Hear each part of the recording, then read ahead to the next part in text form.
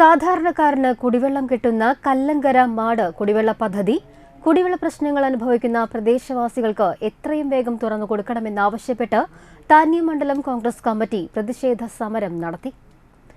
Nattika block Congress committee vice പ്രസിഡന്റും പഞ്ചായത്ത് മെമ്പറുമായ ആന്റോ തൊറയൻ ഉദ്ഘാടനം ചെയ്തു. താന്യം മണ്ഡലം Congress committee president M K. Chandran അധ്യക്ഷനായി. ജോസഫ് തേക്കാനത്ത്, വിജയലക്ഷ്മി, ജോഷി കൊല്ലാറ, ശ്രീധരൻ, അഷ്റഫ് എന്നിവർ സംസാരിച്ചു. ഭരണമുന്നണിയിലെ CPM, CPI പോരുമൂലമാണ് ഉദ്ഘാടനം മാറ്റിവച്ചത്.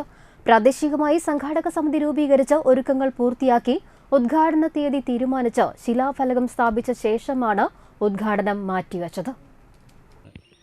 ഇവിടുത്തെ 30 വീട്ടുകാർക്കാണ് ആദ്യം 22 വീട്ടുകാരാണ് ആ പദ്ധതിയിൽ പെട്ടിരുന്നെങ്കിലും ഇപ്പോൾ 30 വീട്ടുകാരാണ് ആ പദ്ധതിയിൽ പെടുന്നത്.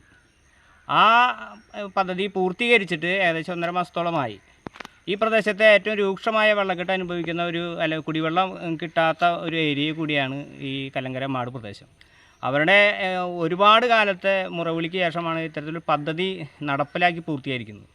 ആ പദ്ധതി നടപ്പിലാക്കി അത് അവർക്ക് തുറന്നു കൊടുക്കാൻ ബാക്കി എല്ലാ സാങ്കേതിക വശങ്ങളും കഴിഞ്ഞിരിക്കുകയാണ്. അത് തുറന്നു കൊടുക്കാൻ ഇവിടുത്തെ ഭരണകക്ഷിയിലെ ഇരു മുന്നണികളും തമ്മിലുള്ള പോരിൻ്റെ പുറത്താണ് അത് നടക്കാത്തത്.